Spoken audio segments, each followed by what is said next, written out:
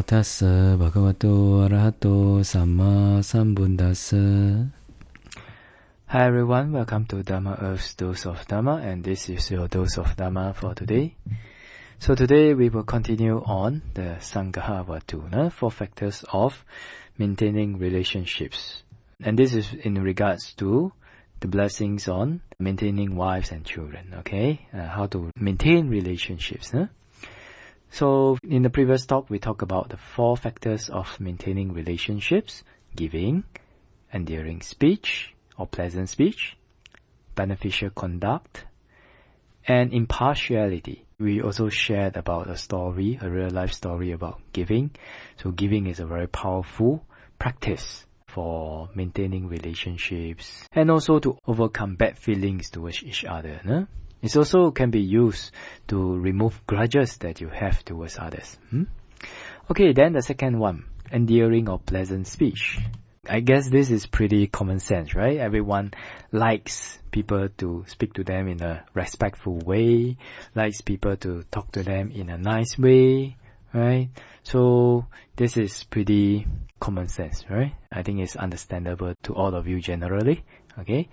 And the third one, beneficial conduct. So what is beneficial conduct?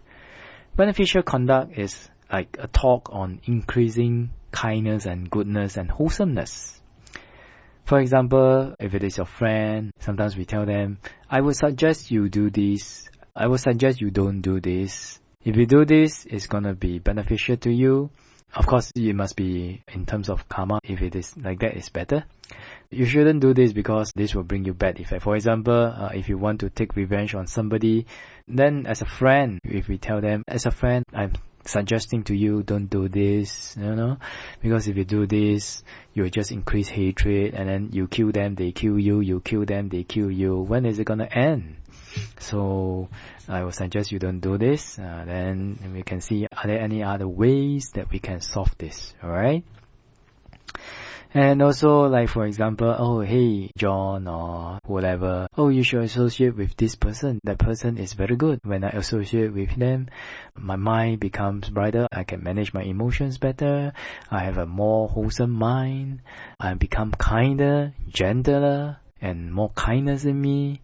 Or something like, oh, you shouldn't associate with this kind of person because if you associate with them, then you may be influenced, then your defilements, your cravings, you will get stronger, and then after that you will be tortured by your own defilements. That's not so good. You will be tortured by your own emotions. That may not be so good. So beneficial conduct means something like that, pointing out to friends what is really good and what is really bad for them.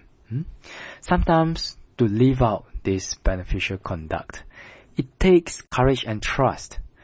Why? Because most people does not like to be criticized or does not like to be taught, unless there's a certain level of trust between you and the other person. And you guys are on the level where you trust each other well enough to believe that the words that they are speaking is always thinking of good for you, thinking the best for you, or thinking how to make yourself better. So if you have that kind of level of trust between you and the other party, then you can do it quite easily, right? But if you are not quite at that level of trust, then sometimes it takes a little bit more courage to say it, right? So in that kind of case, if you still want to practice beneficial conduct, then I would suggest that you do it lightly. And also, sometimes you can, in Singapore or Malaysia, we call test water. So, what do you do? So, you don't give them the whole information first, right? If it is something about them, or if it is something about what they do, or how they speak, alright, and it's harming them, then you really want to let them know, but, truth hurts sometimes. So you're not sure whether they are going to accept it or not, right? One thing I would suggest is you give to them a little bit first. Okay, for example, hey, I noticed that the people you talk to, it seems like they don't receive it that well. Do you notice that? Then you see how is their reaction. And if they say, yeah, I also don't know why, I wish somebody can tell me, then you still have to see, observe, and see how much of the truth can they take?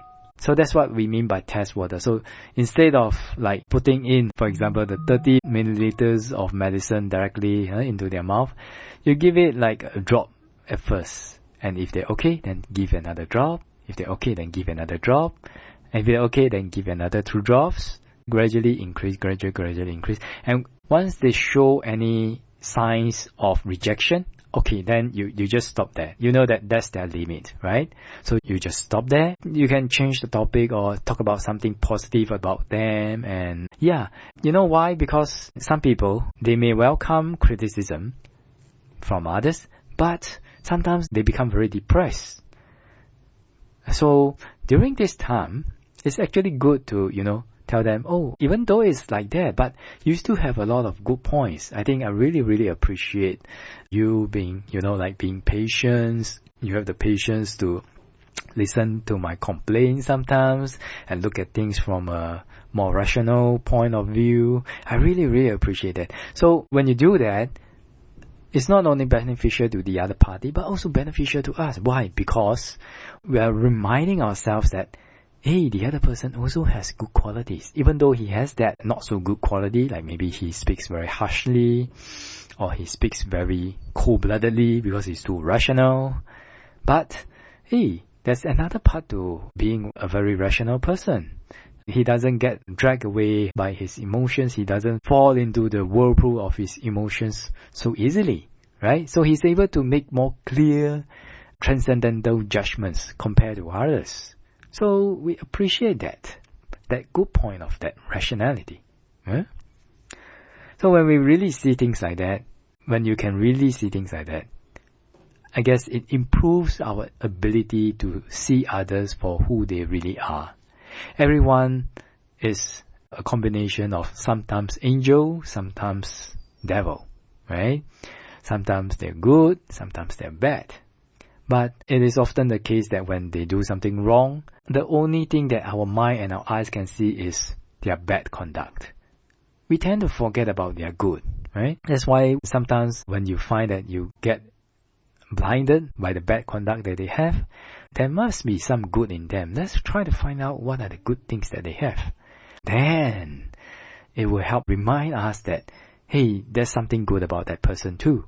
So he's not 100% bad, right? Like he has like 1% good or 10% good, 90% bad, 10% good. And then we can try to encourage that 10%, because sometimes when we want to guide people, it's not just about bashing them about their weak points.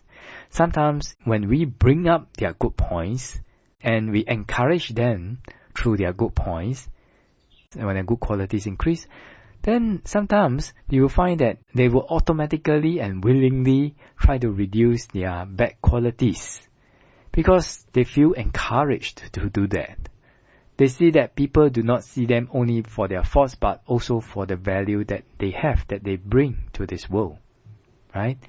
So that's why it's very, very important. If you see something bad about anyone, then think about, is there anything good also in that person? I'll try to find out.